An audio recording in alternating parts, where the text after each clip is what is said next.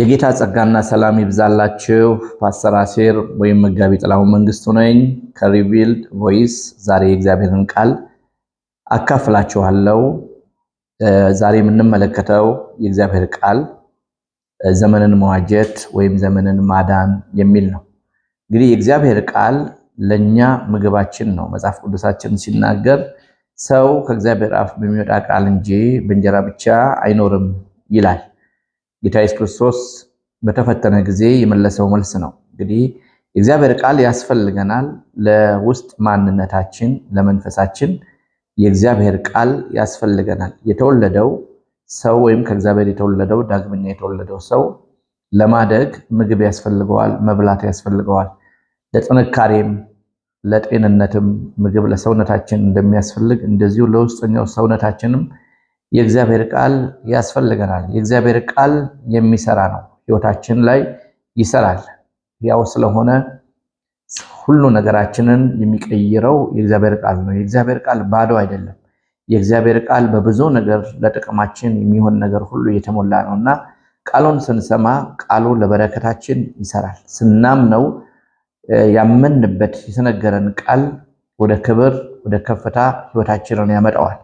አላስፈላጊ የሆኑ በሕይወታችን ውስጥ ያሉትንም ነገሮች ያስወግደዋል። የእግዚአብሔር ቃል ሕያው ነው፣ የሚሰራ ነው። ስለዚህ ለእግዚአብሔር ቃል ልባችን እንድንከፍት እጋብዛችኋለሁ። ዛሬ የምንመለከተው ዘመንን መዋጀት ዘመንን ማዳን በሚል ርዕስ ላይ ነው የምንመለከተው። እንግዲህ ይሄ በማቴዎስ ምዕራፍ 6 ቁጥር 33 እና 34 ላይ ያለውን የእግዚአብሔርን ቃል ነው። ምንድነው የሚለው? ስለ ነገ አትጨነቁ ይላል። ስለ ነገ አትጨነቁ፣ ለቀኑ ክፋቱ ይበቃዋል የሚል ቃል ተጽፏል። ለቀኑ ክፋቱ፣ ቀኑ ክፉ ነው የሚል ነው። ሌላው ቀኖቹ ክፉዎች ናቸውና ዘመኑን ዋጁ የሚልም ቃል በመጽሐፍ ቅዱሳችን በኤፌሶን ምዕራፍ 5 ላይም ተጽፏል። እንግዲህ ቀኑ ክፉ ነው የሚል ነገር ነው የምናየው። ለምንድን ነው ቀኑ ክፉ የሆነው? እግዚአብሔር ነገርንና ጊዜን በዚህ ምድር ላይ አስቀምጧል። ዛሬ የምንመለከተው ይሄ ዓለም በጊዜና በቦታ የተወሰነ ነው። ጊዜንና ቦታን እግዚአብሔር መድቦ ጊዜና ቦታ በዚህ በሚታየው ዓለም ላይ አለ። ጊዜና ቦታ የማይሰራው በዘላለም ዓለም ውስጥ ነው። በዘላለም ዓለም ውስጥ ጊዜና ቦታ የለም። የዘላለም ሕግ ነው የሚሰራው። ነገር ግን በዚህ ምድር ላይ ጊዜና ቦታ ተመድበዋል። ጊዜና ቦታ በተመደበበት በዚህ ምድር ላይ እኔና እናንተ ከእግዚአብሔር ወጥተን በዚህ በሚታይ ከምድር አፈር በተበጀ አካል ውስጥ አስገብቶን እዚህ ምድር ላይ በሁለንተናችን እንኖራለን። በዚህ ምድር ላይ በሁለንተናችን ስንኖር በዘመን ስር ነው የምንኖረው። በዘመን ሕግ ውስጥ ነው የምንኖረው። በቦታና በጊዜ ሕግ ውስጥ ነው የምንመላለሰው ማለት ነው። እንግዲህ ምንድነው የእግዚአብሔር ቃል እያለ ያለው? ዘመኑን ዋጁ፣ ዘመኑን አድኑ፣ ቀኖቹ ክፉዎች ስለሆኑ ቀኖች በክፋት ተሞልተዋል እያለ ይነግረናል። እና ይህንን ነገር በትክክል ለማየት ከመጀመሪያውኑ ዘመን እንዴት ከፋ፣ እንዴት ወደቀ፣ ለመዳንስ ለምን አስፈለገው የሚለውን ጥያቄ ስናነሳ እግዚአብሔር አምላክ ሰውን ከፈጠረው በኋላ ባረከው። ባርኮት ደግሞ ምድርን ምን እንዲያደርግ፣ እንዲገዛ፣ እንዲያስተዳድር በሶስት ዶሜን ላይ በባህር ላይ ባሉ ፍጥረታት፣ በአየር ላይ በሚበሩ ወፎችና በምድር ላይ በሚርመሰመሱ አራዊትና እንስሳት ላይ የበላይ ገዢ አለቃ አድርጎ የክብርን አክሊል በላዩ ላይ ያስቀምጦ በዚህ ምድር ላይ እግዚአብሔር ሰውን ለቆታል።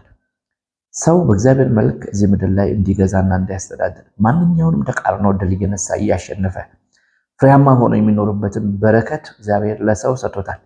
ስለዚህ መጀመሪያ እግዚአብሔር ሰውን ሲፈጥረው ወይም ሰው ከእግዚአብሔር ሲወጣ በመጀመሪያ የሰማው የአባቱን የበረከት ቃል ነው የሰማው። ከአባቱ ከበረከት ቃል ጋር ነው የተገናኘው። እግዚአብሔር ባርኮታል ሰው። ይህ የበረከት ቃል ሰው በማንኛውም ሁኔታ ስኬታማና ድል የሚሰጠው፣ በማንኛውም ተቃርኖ ላይ ባለድል አሸናፊ የሚያደርገው በረከት ነው። በዚህ በረከት ውስጥ ተባርኮ ሰው ወደዚህ ምድር ገብቷል። ግን ከዛ በኋላ ምንድነው የሆነው ሲባል ሰው ከእግዚአብሔር የተለየበትና የሕይወትን ጥበብ ያጣበት በመንፈስ የሞተበት ከእግዚአብሔር ዓለም የተቋረጠበት አንድ ችግር ተከስቷል። ያም ደግሞ እግዚአብሔር አምላክ ለሰው ሙሉ ፈቃድን ስለሰጠው ሰው የፈለገውን ነገር መርጦ አምኖ መከተል እንዳለበት የሚያሳይ ነፃ ፈቃድ ሰጥቶ ስለፈጠረው ሰው በነፃ ፈቃድ መፈጠሩን የሚያሳይ የእግዚአብሔር ቃል ተቀምጧል። ያም ደግሞ በዘፍጥረት ምዕራፍ 2 ከ16-17 እግዚአብሔር አዳምን ወይም ሰውን እንዲህ ብሎ አዘዘው ነው የሚለው። ከምድር ፍራፍሬዎች ሁሉ እንዲበላ፣ ነገር ግን መልካሙና ክፉን የምታሳውቀውን ዛፍ እንዳይበላ አዞታል። በበላ ጊዜ ሞትን ትሞታለህ። ይሄ እግዚአብሔር ለሰው ልጆች የሰጠው ትእዛዝ ነው፣ የመጀመሪያው ትእዛዝ ነው። ሰው መብላትም አለመብላትም በሱ እውቀትና በሱ ውሳኔ ላይ የተመሰረተ ነው። እግዚአብሔር እንዲበላም ብሎ አይደለም፣ ግን የእግዚአብሔርን ልብ የእግዚአብሔርን ኢንቴንሽን ስንመለከት ከዛ ክፉ ፍሬ እንዳይበላ በህይወት እንዲቀጥል በህይወት እንዲኖር የማን ፍላጎት ነው? የእግዚአብሔር ፍላጎት ነው። ነገር ግን እግዚአብሔር የሚጠቅመውን ነግሮታል፣ የሚረባውን ነግሮታል። ያንን የመከተል ያለመከተል የማን ፍቃድ ነው? የሰው ፍቃድ ነው።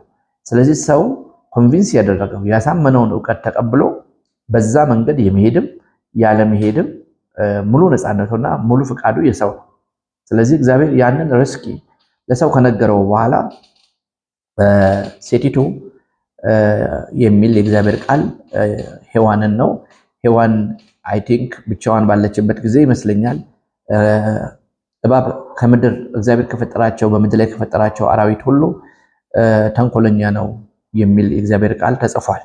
እና በእባብ ውስጥ ያደረው ዲያብሎስ ነውና ወደ ምድር የተጣለው ሴጣን ሴቲቱን መጥቶ እንዳናገራት መጽሐፍ ቅዱሳችን ይናገራል። በእውኑ እግዚአብሔር በምድር ላይ ከፈጠራቸው ከሰጣቸው ፍራፍሬዎች ዛፎች እንዳትበሉ ያዘዛችሁ አለ ወይ የሚል ጥያቄን የጠየቃት። አዎ አለችው። እንዳትበሉ እንዳትነኩ ብሎ ከሱ በበላችሁ ጊዜ ሞትን ትሞታላችሁ ብሎናል ብላ መለሰችለት። ከዛ በኋላ ሞትን አትሞቱም፣ ኢሚዲየትሊ ዋሻት። ሞትን አትሞቱም፣ ከሱ በበላችሁ ጊዜ እንደ እግዚአብሔር መልካምና ክፉን የምታውቁ ትሆናላችሁ። ይህን እንደምታውቁ እግዚአብሔር ስለሚያውቅ ነው ይከለከላችሁ ብሎ የእግዚአብሔርን መልካምነትና የእግዚአብሔርን ለሰው ልጆች በጎነት ያለውን መልካምነት ከአይምሮዋ ላይ ያበላሸና እሱ መልካም እንደሆነ የተሻለ ነገር ለነሱ እንደሚያስብ ከእግዚአብሔር የተሻለ ነገር የተሻለ እውቀት እንደሰጣት አድርጋ በዚህ እውቀት ራሷን ከተቀበለች በኋላ ወደ ፍሬው ተመለከተች። ፍሬው ለመብል ያማረ ለጥበብም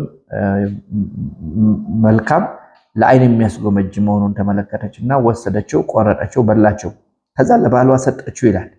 ለባሏ ስትሰጠው ባሏን እንግዲህ ግልጽ እዛ ጋር አልተጻፈም እንጂ ለባሏ ትምህርት ወይም ሐሳቡን በትክክል አስረድታው ነው ያበላቸው። ለምን? እግዚአብሔር የሚስትን ቃል ሰምታልና የሚል ቃል ከስር ደግሞ ተጽፎ እንመለከታለን ማለት ነው። እንግዲህ ከዚህ በኋላ ምንድነው የሆነው ስንል ምድር ላይ ገዢና በምድር ላይ ሙሉ ማንዴት ወይም ሙሉ መብት ተቀብሎ በዚህ በአካለ ስጋ ውስጥ በሙሉ መብት ይኖር የነበረው ሰው ከሰማይ ተቋረጠ፣ ወደ ክደት ውስጥ ገባ። የእግዚአብሔርን ትምህርት ካደ፣ የእግዚአብሔርን እውነተኛነት ካደ፣ ለሰይጣን ራሱን አሳልፎ ሰጠ። ከዚህ የተነሳ ሰይጣን በማታለል የምድርን ገዥነት የምድርን ማንዴት ከሰው እጅ ተቀብሎ በሰው ውስጥ ሆኖ ይህን ምድር እንደገና በተበላሸ ሲስተም ውስጥ እየመራ ሌላ ሲስተም ተዘርግቶ ምድር በተበላሸ ከእግዚአብሔር በተለየ ማንነት ውስጥ እየኖረች ቀጠለች ማለት ነው። እንግዲህ ምንድነው ዘመናት ለክፉ አሰራር ተላልፈው የተሰጡበት ምክንያት ይሄ ነው። አንደኛ ዮሐንስ ምዕራፍ 5 ቁጥር 18 ላይ ዓለም በሞላው በክፋት ወይ በክፉ እንደተያዘ እናውቃለን፣ እኛ ግን ከእግዚአብሔር ነን ይላል። ዓለም በሞላው በክፉ ወይም በኢቪል ዋን ተይዘዋል ነው የሚለው። ቀኖቹ ክፉዎች እንደሆኑ መጽሐፍ ቅዱስ ይናገራል። ከዛ የተነሳ ቀኖቹ ምንድናቸው? ክፉዎች ናቸው። እነዚህን ክፉ ቀኖች ግን የማዳንን ምክር በጥበብ እንድናድናቸውና ቀኖችን ለመልካም ዓላማ እንድንጠቀምባቸው የእግዚአብሔር ቃል ይመክረናል፣ ይናገራል። ስለዚህ ይህንን የእግዚአብሔርን ምክር ስንሰማ እንግዲህ ምንድነው በአንዳች አትጨነቁ ብሎ ጌታ ኢየሱስ ክርስቶስ ተናግሯል። ምን እንበላለን፣ ምን እንጠጣለን፣ ምን እንለብሳለን ብላችሁ በአንዳች አትጨነቁ፣ ስለ ነገም አትጨነቁ፣ ለቀኑ ክፋቱ ይበቃዋል ይልና ግን እኛ የምንኖርበትን ደግሞ እውነት ይነግረናል። ያ ምንድነው? በእምነት እንድንመላለስ፣ በእምነት መመላለስ እንድንችል፣ በእምነት ስንመላለስ ከማንኛውም ጭንቀት ነፃ ወጥተን በእምነት ዓለም ውስጥ ወይም በእግዚአብሔር ዓለም ውስጥ ያለውን የማይታየውን ነገር ከእግዚአብሔር ቃል በመረዳትና በማወቅ በእምነት ስንመላለስ ይህን ምድር ማሸነፍ እንችላለን። መጽሐፍ ቅዱሳችን በአንደኛ ዮሐንስ ምዕራፍ 5 ቁጥር 4 እና ቁጥር 5 ላይ ከእግዚአብሔር ከተወለደ በቀር ዓለምን የሚያሸንፍ ማን ነው ይላል። ይሄ ዓለም በክፉ የተያዘ ዓለም ነው። ግን ዓለምን ደግሞ እንድናሸንፍ ይህን ኮስሞስ የተባለውን ከእግዚአብሔር የህይወት ስርዓት ውጭ የወደቀውን በጨለማ የተያዘውን ዓለም ማሸነፍ የምንችልበት አንድ ነገር አለ። እሱም ደግሞ ከእግዚአብሔር መወለድ ነው። ከእግዚአብሔር ከተወለደ በቀር ዓለምን የሚያሸንፍ ማን ነው? ዓለምንም የምናሸንፈው በእምነታችን ነው ይላል። እምነት ዓለምን ድል የምንነሳበት ነው። የዓለም ኮስሞስ ወይም ዲያብሎስ ዓለምን የገዛበት ነገር ምንድነው? በስጋ ምኞት፣ በአይን አምሮት፣ በኑሮ ትምክት ወይም በገንዘብ ትምክት ነው ይላል። ስለዚህ እምነት ከነዚህ ነገሮች ሁሉ ከፍ ያለውን ያለፈውን እውነተኛውን ነገር የሚያስተምረን የሚያስረዳን እምነት ነው እና ከዚህ በኋላ እንግዲህ ምንድነው ለአዳም እግዚአብሔር ያለው ነገር? እንዳትበላ ነው። ከበላ በህይወት ትቀጥላለህ ነው። በህይወት ትኖራለህ ነው። ካልበላ በህይወት ትቀጥላለህ። ከበላ ግን ሞትን ትሞታለህ የሚል ነው። ሞትን ትሞታለህ። የሚሞተው ሞትን ነው። ስለዚህ ወዲያው እንግዲህ የሆነው ነገር ምንድነው? እንደበሉ ራቁታቸው እንደሆኑ አወቁ፣ ይተፋፈሩ ጀመር ይላል። መተፋፈር የሚባል ነገር ከዚህ በፊት አይታወቅም ነበረ። እዛ ክብር ውስጥ በእግዚአብሔር የህይወት ክብር ውስጥ ሲመላለሱ መተፋፈር፣ መሸማቀቅ፣ ማመካኘት፣ መሸሽ፣ መደንገጥ፣ ማለቃቀስ የሚባል ነገር አይታወቅም በነሱ በዛ ዓለም ውስጥ። ነገር ግን አሁን ወደ ሌላ ውድቀት ውስጥ ጨለማ ውስጥ ስለገቡ ራቁታቸውን መሆናቸውን አዩ፣ ተፋፈሩ። ኢሚዲየትሊ የተገኙት ሾክና ሚኬላ ውስጥ ሌላ ችግር ውስጥ ነው። ምስቅልቅል ያለ ፍርስራሽ ውስጥ ነው የገቡትና ሰዎች ከእግዚአብሔር ሲለዩ፣ ሰው የእግዚአብሔርን ቃል መስማት ሲያቆም፣ ከእግዚአብሔር እውነት ሲለይ የሚሆነው ነገር ይሄ ነው እና እግዚአብሔር መልካም ነው፣ መልካም አምላክ ነው እና የምንሄድበትን መንገድ ሰጥቶናል። ፍቃድ ስላለን በብርሃን መንገድ መሄድ እንችላለን። እንደገና ደግሞ ካላመንበት ደግሞ በጨለማው መንገድ መሄድ እንችላለን። ለምን? ሰይጣን ወደዚህ ምድር ከወደቀና ውድቀት በሰማይ ነው የተከናወነው ታውቃላችሁ። የኪሩብ ዝርያ ያለው ሉሲፈር ነው መጀመሪያ ከእግዚአብሔር የተለየውና የወደቀው። ያ የተጣለው ወደ ምድር ነው የተጣለውና በምድር ላይ እሱ ስላለ የራሱን ትምህርት ይዞ ይንቀሳቀሳል። ከእግዚአብሔር ውጭ የሆነውን ትምህርት ይዞ እየተንቀሳቀሰ ነው። ስለዚህ እሱ ቀርቦ ሰዎችን ሊያስተምራቸው ይችላል። የራሱን አይዲያ ሼር ሊያደርግ ይችላል።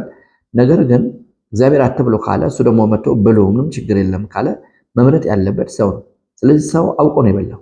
ተታላ እሷ በላች፣ ሰውየው ደግሞ አውቆ ነው የበላው ይላል መጽሐፍ ቅዱሳችን። ስለዚህ የውድቀትን ሪስኪ ተቀበለ። ከሰው የተነሳ ምድር ምን ሆነች? ረከሰች። ምድር ሾክና ሚኬላ ክፋትን ማብቀል ጀመረች እና እያንዳንዱ መንገድ ከዋጋ ጋር መታሰሩን ማወቅ አለብን። በብርሃን መንገድ ስንሄድ የብርሃን መንገድ ከዋጋ ጋር ታስሯል። የእውነት መንገድ ከዋጋ ጋር ታስሯል። ስንሄድበት ዋጋን ይከፍለናል። ለምን? በዋጋ አጀስት ተደርጓልና። በጨለማ መንገድ በሞት መንገድ የምንሄድ ከሆነ ያ መንገድም ራሱ ጥፋት ጋር በጥፋት ዋጋ አጀስት የተደረገ ነው። በዛም መንገድ የሚሄዱ ሰዎች ካሉ የዛን መንገድ ዋጋ ሪዋርድ ያገኛሉ ማለት ነው። አንድ ጊዜ በኢትዮጵያ የወንጌል አማኞች ካውንስል የተዘጋጀ በኮሮና ሰሞን የተዘጋጀ የቴሌቪዥን ፕሮግራም ላይ ይህን ነገር ተናግሬዋለሁ። እግዚአብሔር ኮሮና የሚባል መዓት ወደ ምድር አላፈሰሰም። እግዚአብሔር ኮሮና የሚባል መዓት የለው። እግዚአብሔር መልካምና መልካም አምላክ ነው። እግዚአብሔር ግራጫ መልክ የለውም። ከእግዚአብሔር ክፉ ነገር አይወጣም። እግዚአብሔር ለምድር የሚያደርገው ነገር ሁሉ መልካም ነው። ታዲያ ለምንድነው ቅዱሳኑ በዛ ቴሌቪዥን መስኮት ላይ አንተ ያመጣኸውን መዓት አንተ መልስልን እያሉ እያለቀሱ ይጸልዩ ነበረ። አጋጣሚ ሆኖ እኔ እንዳገለግል በዛ ቴሌቪዥን መስኮት ቀርቤ ይሄን የተናገርኩት ምንድነው የተናገርኩት? እግዚአብሔር የኮሮና መዓት ስለሌለው የኮሮናን መዓት በእኛ ላይ አያፈስም። እግዚአብሔር የሌለውን አይሰጥም። እግዚአብሔር ያለው ሰላም ነው፣ ያለው በረከት ነው፣ የሚያፈሰው በረከትን ነው። ታዲያ ይሄ ኮሮና ብዙ ሰዎችን በዓለም ላይ ለሞት የዳረጋቸው ኮሮና ማን አመጣው? ማን የለቀቀው? የሚል ጥያቄ ሰዎች ውስጥ አለ። የሄድንበት መንገድ ነው። እያንዳንዱ መንገድ ከዋጋ ጋር አጀስት ተደርጓል። ስንሄድበት ይከፍለናል። ስለዚህ የሰዎች የዓለም የክፋት መንገድ ያመጣው እንጂ እግዚአብሔር የለቀቀው መዓት አይደለም ብዬ ተናገርኩኝና ብዙ አወዛጋቢ ነገሮች ተፈጠሩ በዛን ጊዜ። ያን ብዙ ከዛ ላይ ላወራ አልፈልግም። ዛሬም እግዚአብሔር መንገድን ሰጥቶናል። በዚህ መንገድ የምንሄድ ከሆነ ከመንገዱ ጋር አጀስት የተደረገ ዋጋ አለ። በዚህ መንገድ የምንሄድ ከሆነ በዚህ መንገድ ስንሄድ ከመንገዱ ጋር አጀስት የተደረገ ዋጋ አለ። ስንሄድበት እየከፈለን ነው የሚሄደው። የምንዘራውን ነገር ነው እንድናጭድ። ይሄ ህግ ነው። ይሄን ልንቀይረው አንችልም። ሰው የሚዘራውን ያንኑ ያጭዳል ይላልና ክብር ለእግዚአብሔር ይሁን። ስለዚህ እንደ ጥበበኞች በጥንቃቄ እንድንኖር ኤፌሶን ምዕራፍ 5 ያስተምረናል። እንደ ጥበበኞች እንድንኖር፣ እንደ ጥበበኞች እንድንመላለስ እና ምዕራፍ 5 ላይ ምንድነው የሚለው? ኤፌሶን ምዕራፍ 5 ላይ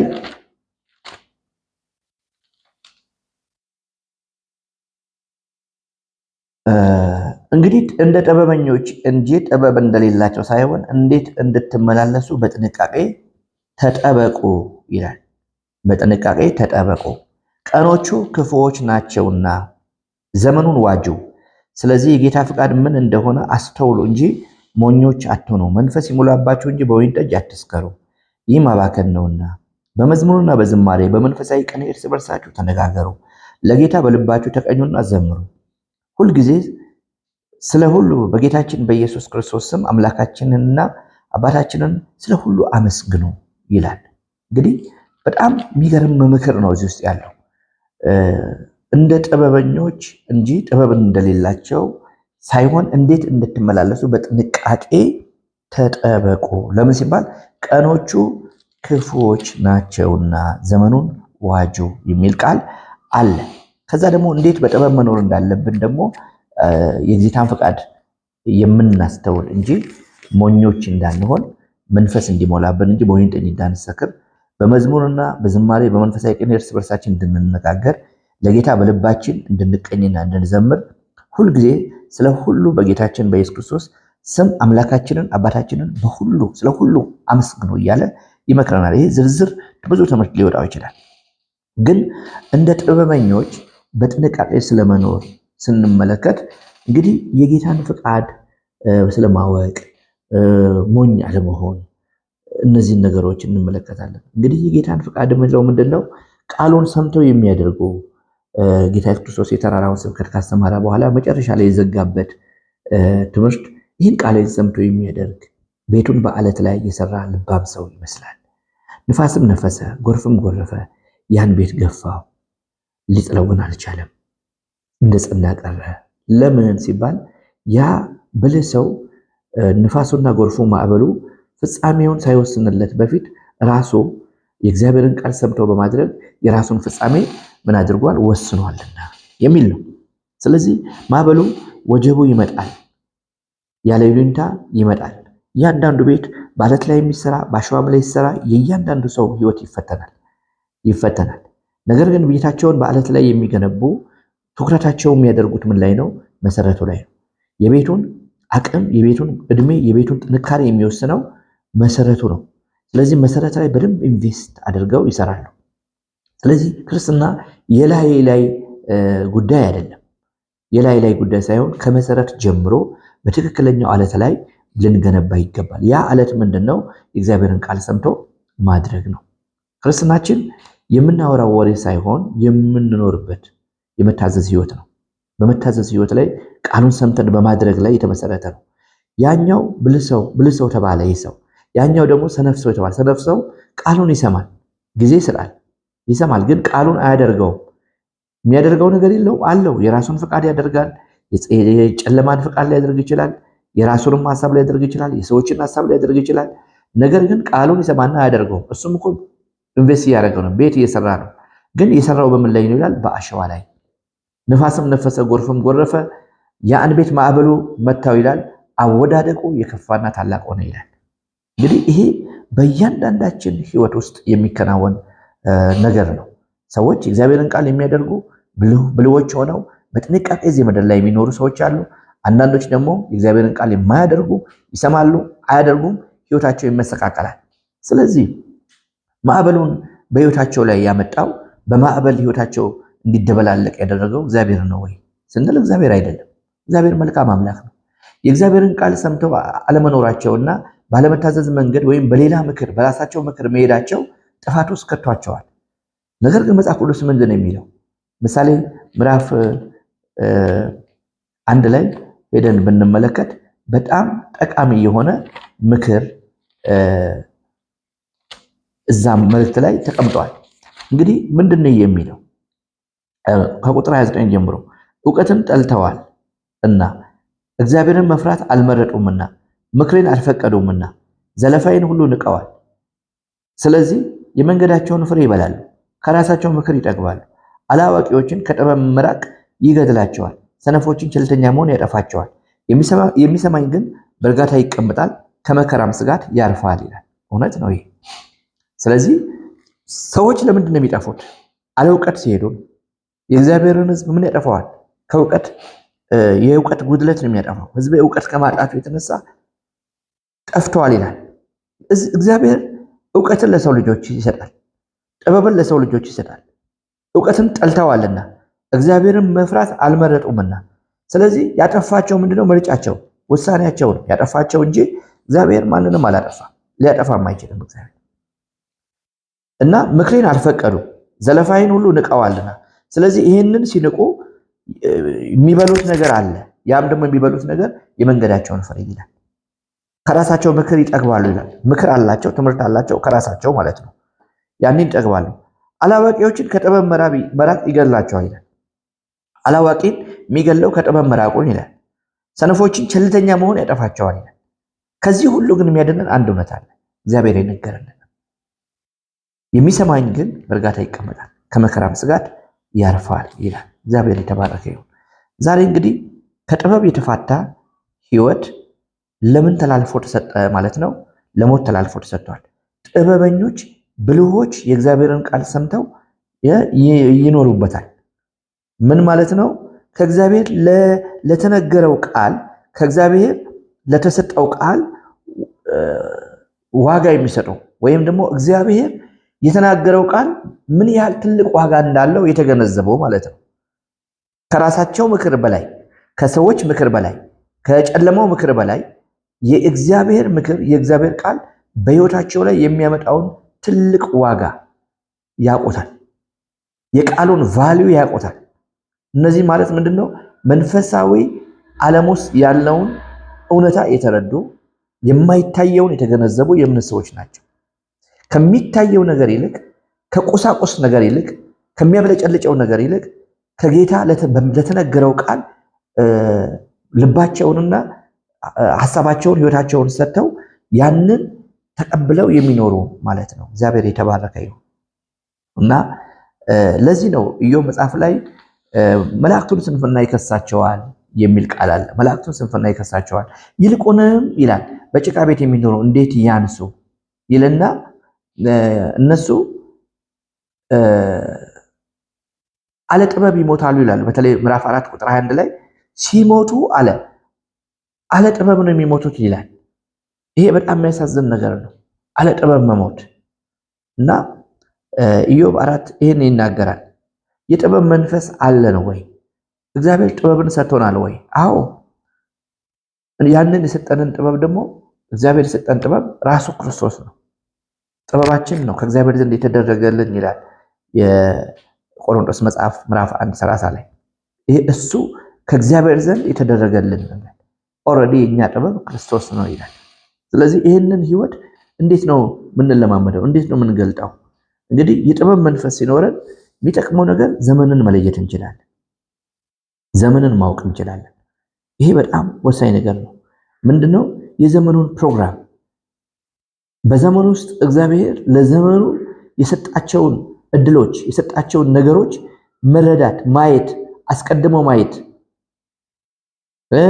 በዘመኑ ውስጥ የሚሰራውን ደግሞ የክፋት አሰራር ምን እንደሆነ በምን መልክ እየሰራ እንደሆነ በሰዎች ውስጥ ያለውን የጨለማ አሰራር ያንን በትክክል ምንድነው በሰዎች ውስጥ እየሰራ የተላለፈ ያለው ሚዲያው ላይ ያለው ቤተ እምነቶች ላይ ያለው በተለያየ አቅጣጫ ፖለቲካው ላይ ያለው ማህበራዊ ጉዳይ ላይ ያለው ምን ይመስላል የሚለውን ነገር በትክክል ማየት ትኩረት ሰጥቶ ማየት መለየት ያስፈልጋል እና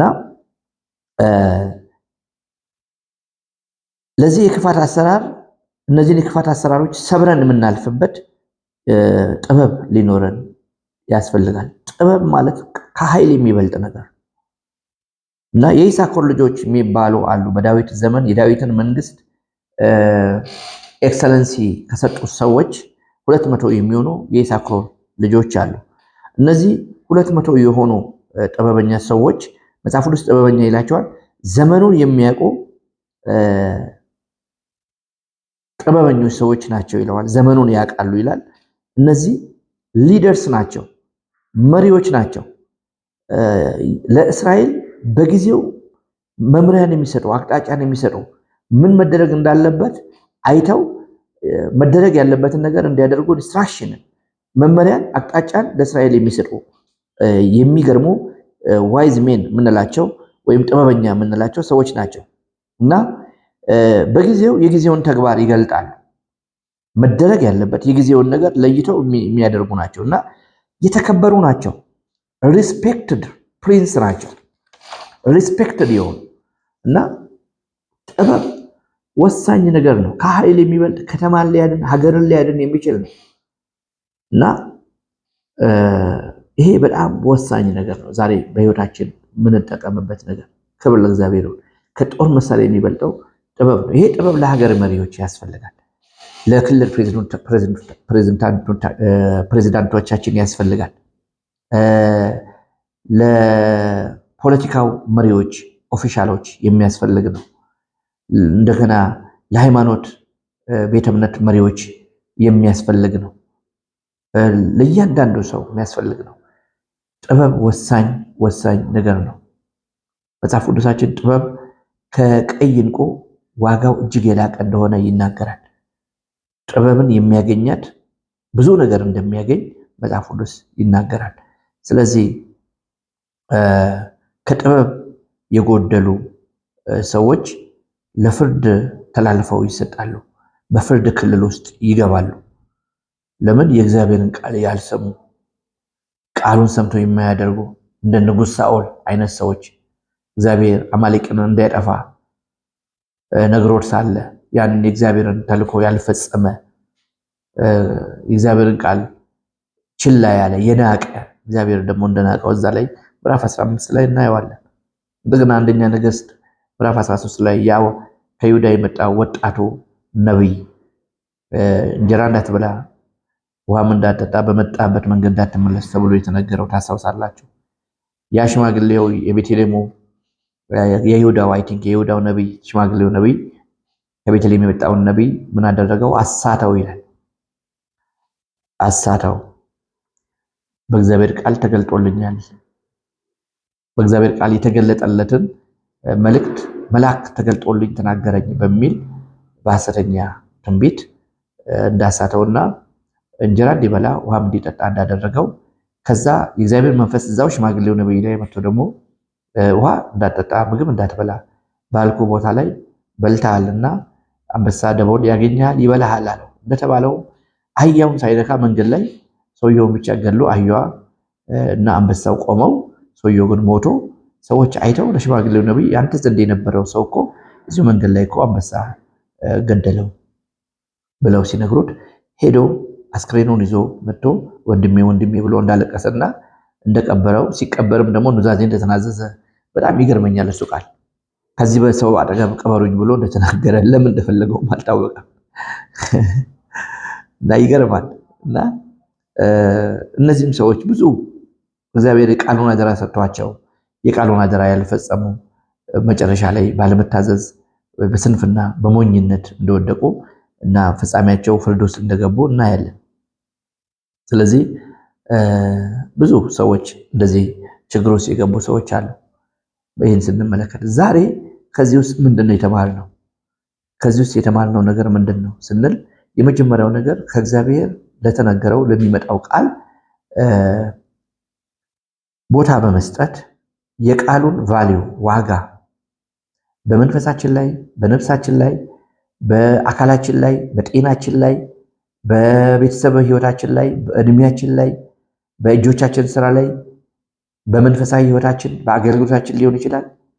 ከሰዎች ጋር ባለ ማህበራዊ ጉዳይ ላይ ምን ያህል ዋጋ ምን ያህል ጥቅም እንደሚሰጠን ገብቶን ቫልዩ ምን ያህል ከፍ ያለ እንደሆነ ገብቶን ትክክለኛ ዋስትናም እንዳለው ገብቶን እንደ ጥበበኛ ሰው ቃሉን ሰምተን በማድረግ ቤታችንን በአለት ላይ የምንሰራ ልባም ሰዎች ከሆንን ክፉን ዘመን እያዳንን ነው ማለት ነው።